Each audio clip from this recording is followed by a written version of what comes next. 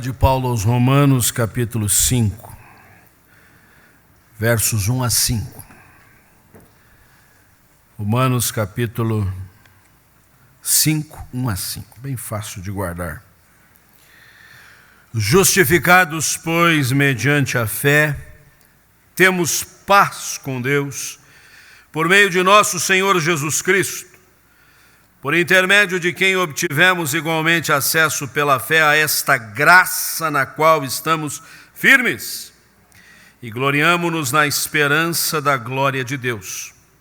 E não somente isso, mas também nos gloriamos nas próprias tribulações, sabendo que a tribulação produz perseverança, e a perseverança experiência, e a experiência esperança.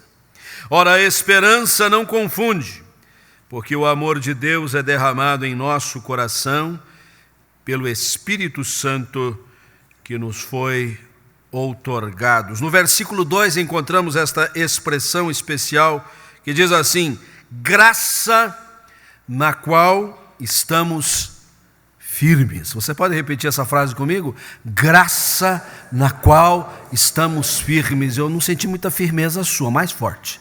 Graça na qual estamos firmes. Os nossos dias não são nada de firmeza. Tudo é instável, tudo é depende, tudo é contingente. As nossas relações interpessoais são suscetíveis. Uma amizade não dura mais como era no passado, em que a gente fazia um relacionamento na escola primária, passava o ginásio, o científico. Vocês lembram de científico aqui? Quem lembra aqui? São da minha geração, né? Você vai perguntar aqui do clássico, então, hein? Vai ter pouquinha gente para dizer, né? Hoje não. Hoje dura o tempo em que a gente for servido por um provedor de internet, porque se mudar, mudam todas as nossas amizades.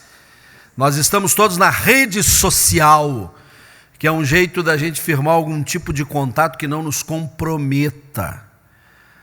As nossas amizades são gasosas. É só bater um vento que a neblina vai embora, o gás vai embora. Não são apenas os relacionamentos, as amizades que ficam suscetíveis, as instituições também, a começar da família. Família, célula máter da sociedade. Esse projeto de Deus, menina dos olhos, como nós temos insistido, já não tem mais a firmeza, já não tem mais o lastro, a começar do matrimônio, do casamento. As pessoas se casam já com prazo de validade e já prevêem no contrato de casamento todas aquelas questões que podem implicar para que, havendo uma separação, tudo fique tranquilo, sossegado. Isso não dá firmeza nenhuma. E esta falta de firmeza nestas outras lides que aqui eu tenho abordado, ela se faz acontecer também na vida espiritual. As pessoas não parecem tão firmes na fé, mesmo quando cantam hinos marciais, marchas solenes. Parece que todo aquele empenho nosso na vocalização, no espírito que nos congrega na hora de cantar o hino, é contraditório com o que a gente de fato acredita, com aquilo que a gente crê. Não é um negócio só de ficar mudando de comunidade, de igreja, de congregação. Isso às vezes é circunstancial. É o fato de nós não crermos para valer nas coisas. O texto bíblico desta manhã, extraído da carta aos Romanos, uma densa epístola paulina que trata da teologia, da doutrina cristã com uma firmeza inigualável. O apóstolo Paulo aqui, como foi muito bem colocado pelo presbítero Cid ao início do culto, já que lemos Romanos do comecinho, ele lembrou que nós devemos decorar a epístola aos Romanos. Parece que Paulo quis realmente condensar ali este legado da fé, esta experiência que a Escritura Sagrada nos traz para trazer densidade à nossa experiência cristã. E Paulo vem desenvolvendo a doutrina desde o começo do seu livro para chegar ao ápice dela no capítulo 11, com uma doxologia inigualável, para então dizer: vocês creem nisso? Vocês acreditam nisso de verdade? Vocês estão firmes nesta doutrina? Então vivam assim. E os capítulos 12 em diante, a parte prática da epístola vai revelar aquelas atitudes, aquelas ações, aqueles comportamentos que convêm ao crente que professa uma fé deste quilate. Firmados na graça de Cristo. Nós estamos, como foi lembrado, neste mês, enfatizando a mordomia dos compromissos. Isso é uma coisa que a gente tem que tomar ciência e atenção, com o fato de que nós somos pessoas sempre compromissadas. Temos compromisso de família, de casamento, temos compromissos financeiros, compromissos profissionais, temos os compromissos da nossa agenda eclesial, agenda secular. Há horários a serem cumpridos, há pessoas que estão esperando a nossa presença em certo lugar. É bom a gente não se atrasar, é bom não furar um compromisso. E assim por diante. E há um compromisso de fé, há um compromisso que a palavra de Deus nos coloca, onde nós vamos demonstrar a nossa firmeza em Cristo. Eu queria fazer alguns destaques à luz desta ideia da firmeza na graça de Cristo e destacar desta passagem algumas lições preciosas para nós. A primeira coisa é que nós haveremos de estar firmados na graça pela maravilhosa obra do Senhor. Quando nós estamos falando de firmeza da nossa fé, de firmeza do nosso crer, de estarmos firmes nesta doutrina que aprendemos, a primeira coisa que nós precisamos aquilatar e compreender é que esta firmeza demanda da graça do Senhor. É graça do Senhor, é obra do Senhor, é aquilo que Deus faz por nós.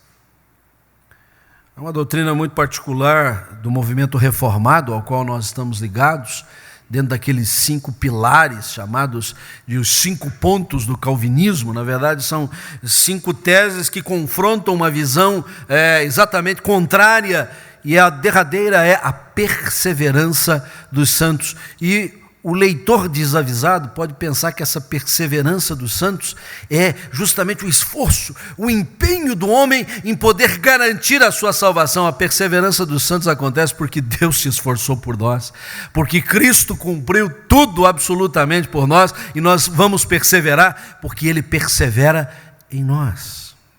E o texto bíblico, nesta página do capítulo 5, começa dizendo assim: justificados, pois, mediante a fé. A doutrina da justificação é preciosa para a nossa fé. Foi a pedra de toque da reforma do século XVI.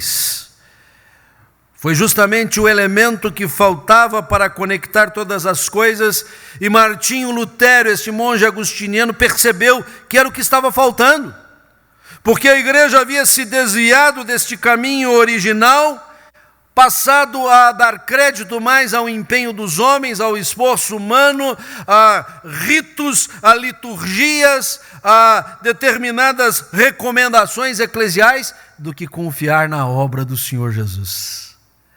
E quando ele se deparou com esta epístola aos Romanos, ela foi marcante na sua trajetória de fé.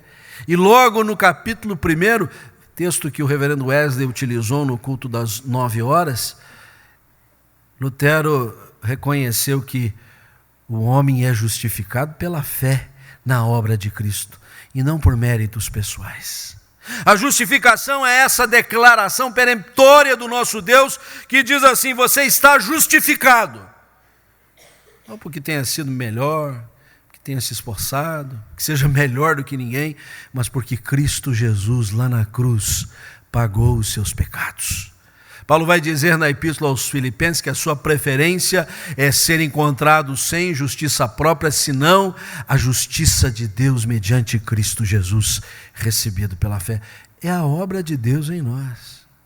E se nós estamos firmados nesta graça que é apresentada, que é manifestada a nós pela obra do Senhor, então nós estamos firmes mesmo. Porque se nós não estivermos firmados nisso, nós estaremos trepidantes, claudicantes, prestes a sucumbir, sendo levados por todo tipo de intempérie, por vento de doutrina ou de circunstância na vida, não importa, nós não temos segurança nenhuma.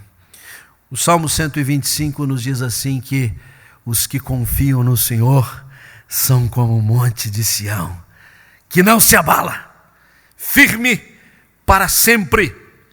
Que mensagem tremenda, quando nos sentimos, vez por outra, assim, um pouco titubeantes e pensarmos, nós confiamos no Senhor, então nós estamos firmes como as montanhas de Sião, não vão se abalar. Mas eu acho que o versículo 2 é mais importante do que o primeiro versículo nesse Salmo 125, que ele diz assim: assim como os montes estão ao derredor de Jerusalém, assim o Senhor à nossa volta.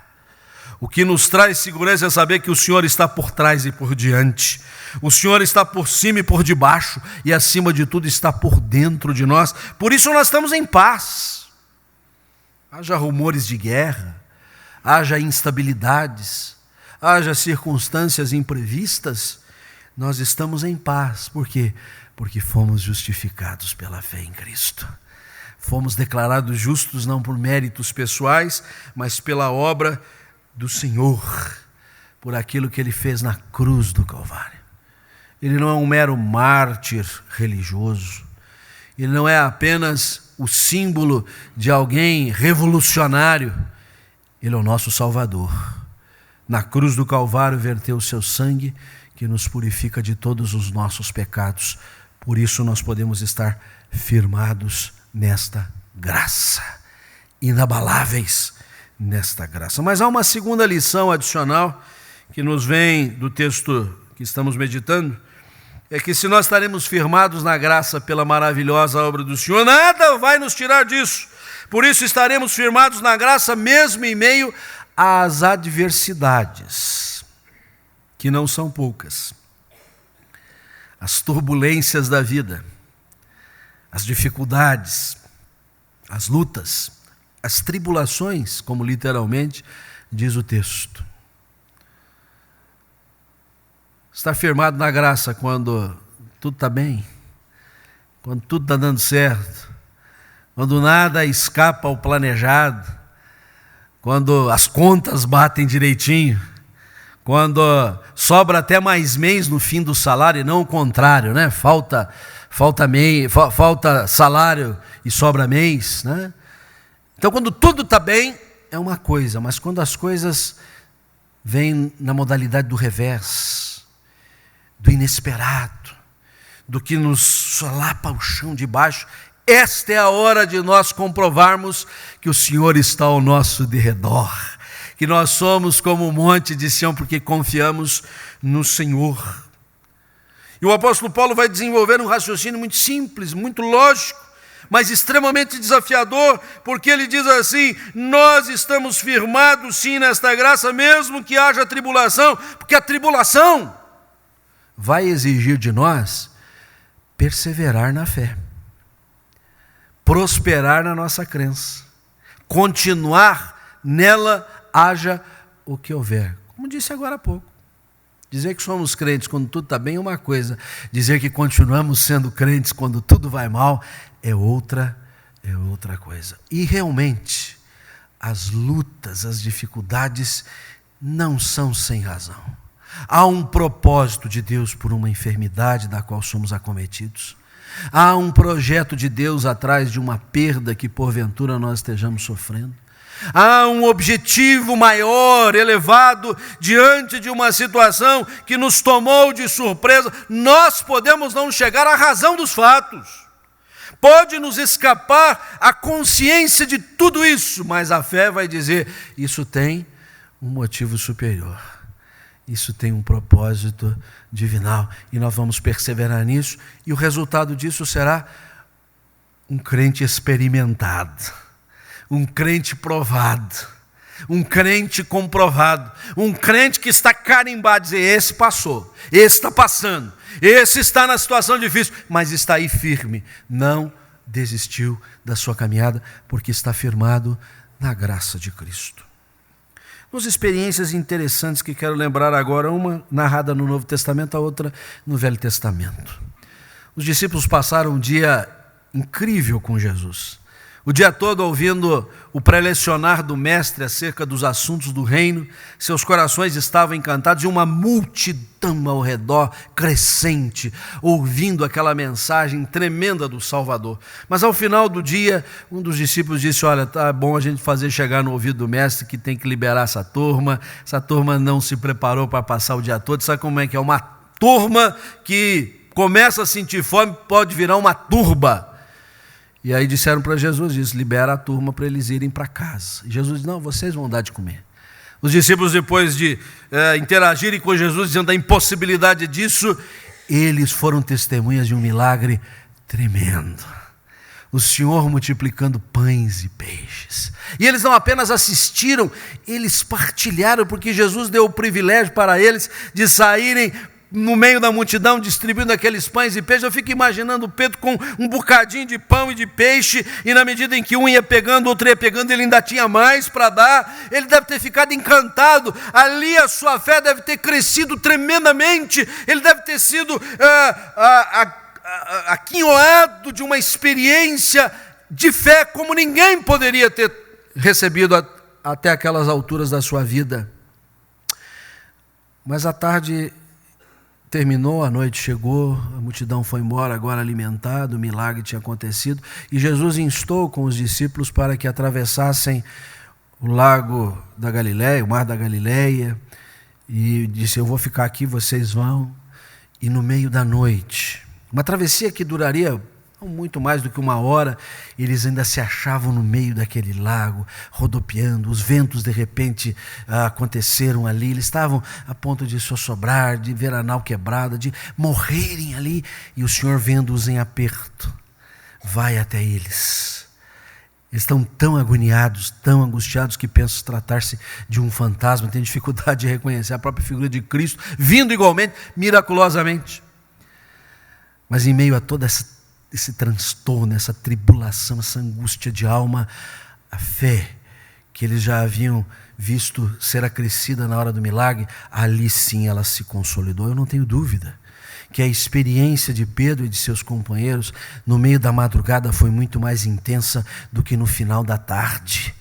Algumas vezes nós ficamos embevecidos de ver uma cura milagrosa, mas quando nós vemos alguém ainda perseverar na fé, mesmo que a cura não tenha vindo ainda, aí nós vemos um crente de verdade, que não torna a sua fé refém de bons resultados, mas de confiança nos caminhos do Senhor. A outra experiência do Velho Testamento, Elias, um homem que de repente surge no cenário como um símbolo do novo movimento profético. Moisés é considerado profeta, Abraão é considerado profeta, Samuel, mais recente então, da época de Elias, também é, mas é Elias que, em meio ao governo dos reis, surge com a nova escola de profetas. E ele desponta de uma maneira espetacular. Ele profetiza que não iria chover durante um longo período.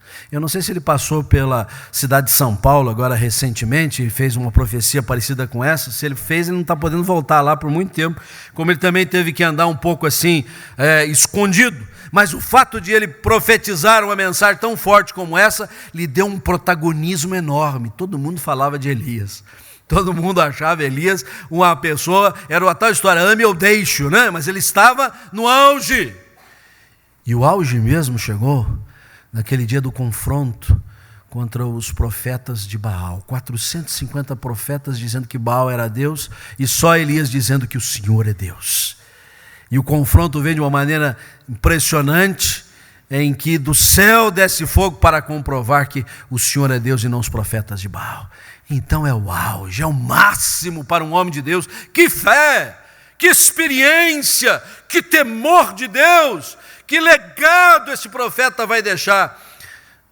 Mas o dia mal acaba e chega no ouvido dele as ameaças de Jezabel. Jezabel, a esposa de Acabe, o rei, que se vê agora numa situação bastante desconfortável, porque aqueles a quem ela apoiava, os profetas de Baal, foram todos mortos. Ela diz: você amanhã vai ter o mesmo destino que teve os profetas que você acabou sendo instrumento para matar. E esse profeta que por mais de 3 anos protagonizou, esteve no auge, teve este ápice nesse dia, cai em profunda depressão, se estribucha no chão. A primeira medida que ele toma é fugir.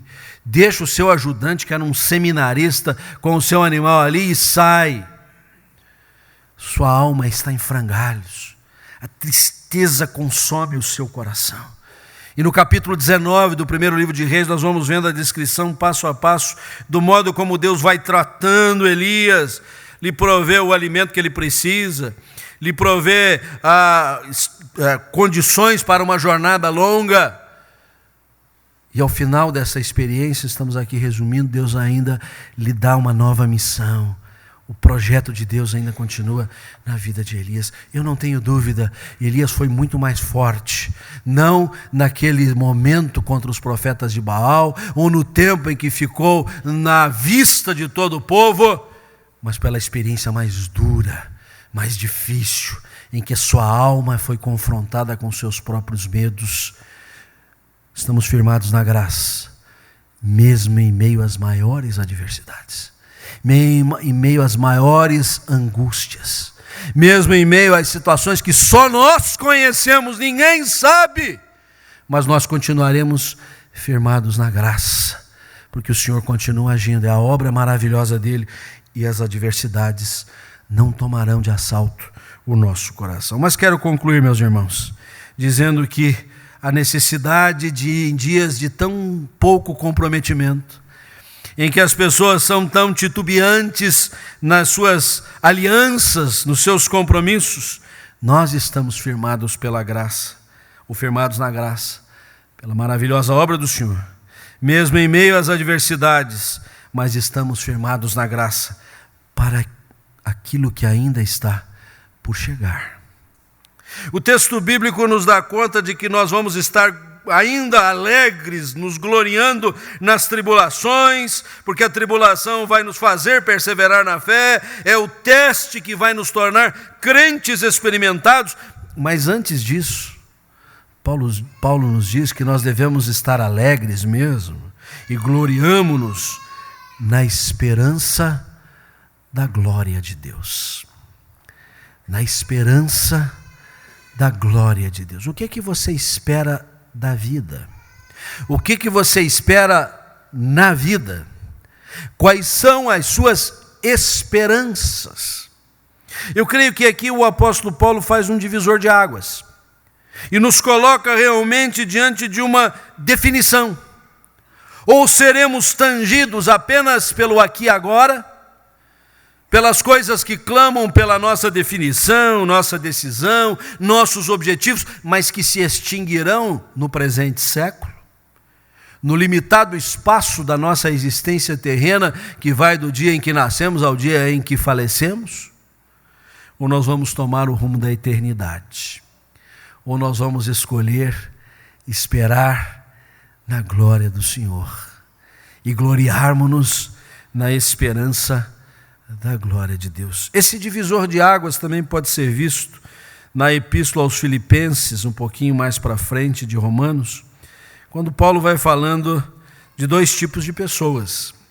No capítulo 3, versículo 18, ele diz assim: muitos andam entre nós, dos quais repetidas vezes eu vos dizia, agora vos digo, até chorando, que são inimigos da cruz de Cristo. Note bem, ele não está falando das pessoas mundanas, das pessoas pagãs, dos gentios, dos que não conhecem as Escrituras, dos que não entram aos templos para adorar a Deus, que não abrem o seu coração para receber a palavra de Deus. Ele está falando dos que estão entre nós.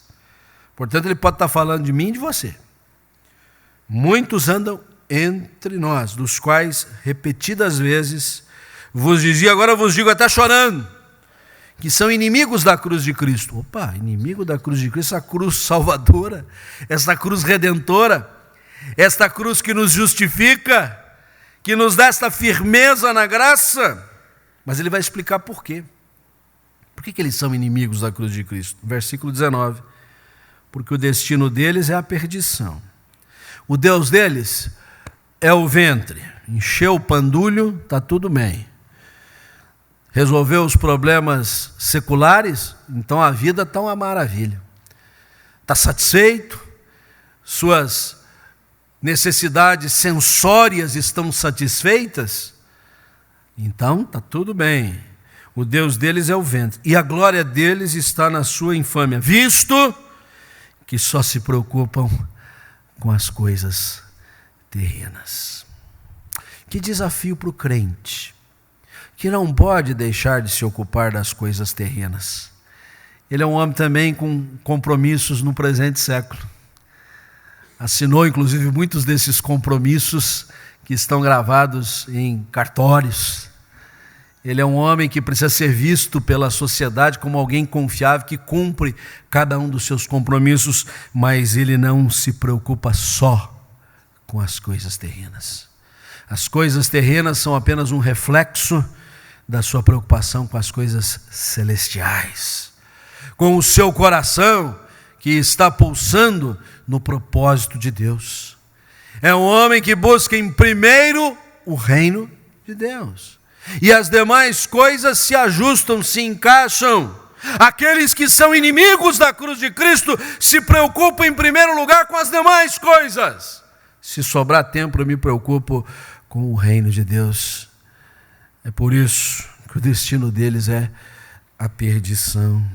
Mas o versículo 20 é glorioso, porque diz assim: a nossa pátria está nos céus, de onde também aguardamos o Salvador, o Senhor Jesus Cristo, o qual transformará o nosso corpo de humilhação para ser igual ao corpo da sua glória, segundo a eficácia do poder que ele tem de até subordinar a si todas as coisas. Gloriamo-nos na esperança da glória de Deus. Como quando, assim como a palavra do Senhor, o conhecimento do Senhor inundará toda a terra, como as águas cobrem o mar, a sua glória brilhará eternamente. Esta é a nossa esperança, esta é a nossa confiança. Venha o que vier, haja o que houver, nós estaremos firmados nesta maravilhosa graça do nosso Deus.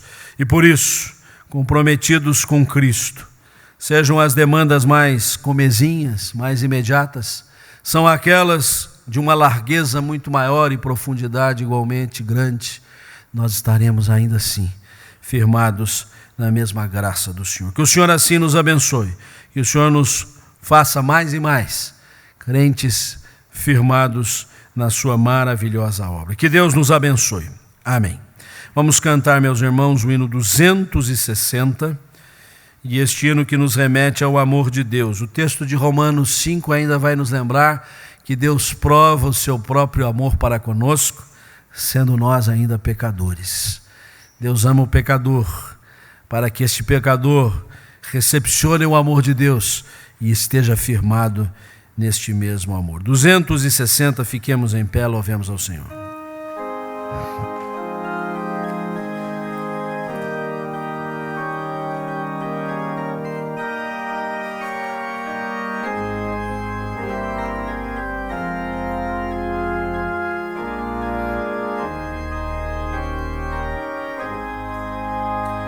Amor que por amor desceste, amor que por amor morreste, oh, quanta dor não padeceste,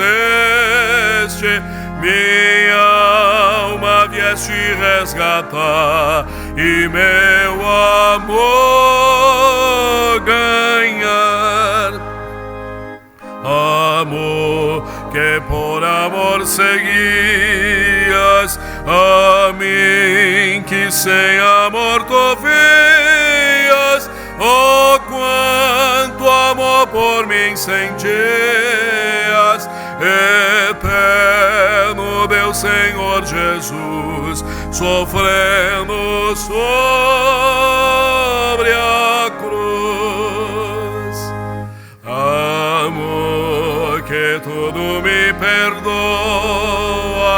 amor que até mesmo abençoas, oh, eu de quem tu te afeiçoas, vencendo a salvado por ti. Teu grande amor senti, amor sublime que perduras, que em tua graça me seguras,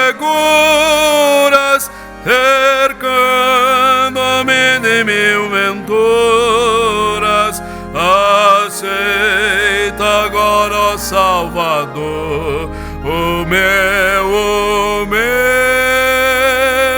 de amor. Amor somente com amor se paga, Senhor. E o teu amor tão grandioso, manifestado ao longo de toda a história da salvação e de uma maneira cabal em Cristo Jesus. Este amor acolhemos, este amor recebemos.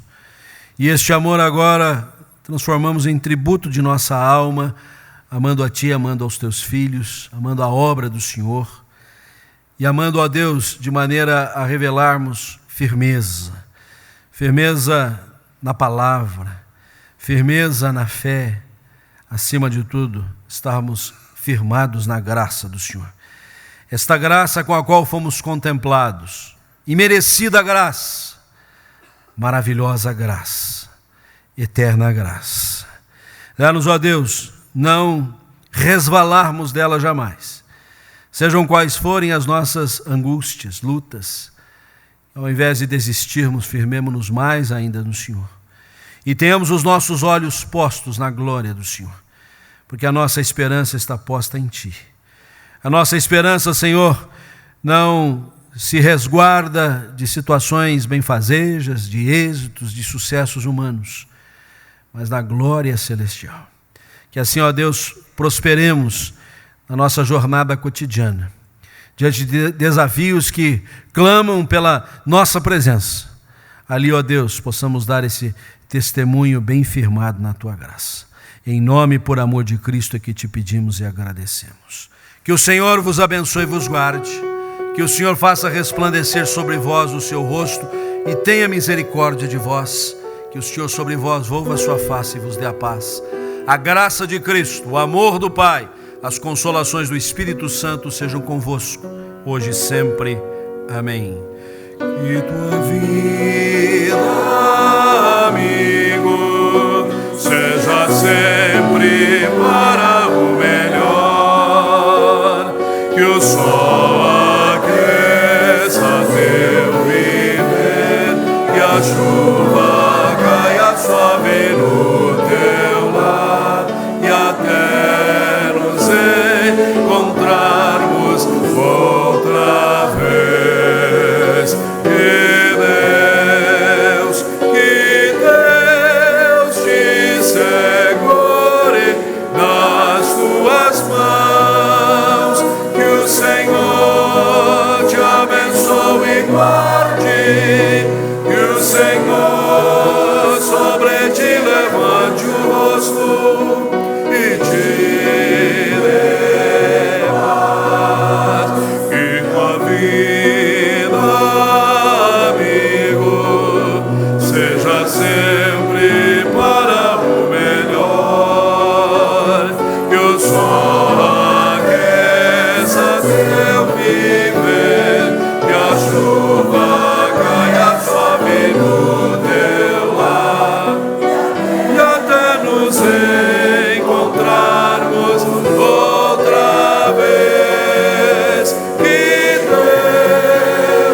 Que Deus te segure nas tuas mãos, que Deus te segure nas tuas mãos. Um abraço bem forte, irmão. Diga: firme esteja na graça do Senhor. Bom domingo a todos.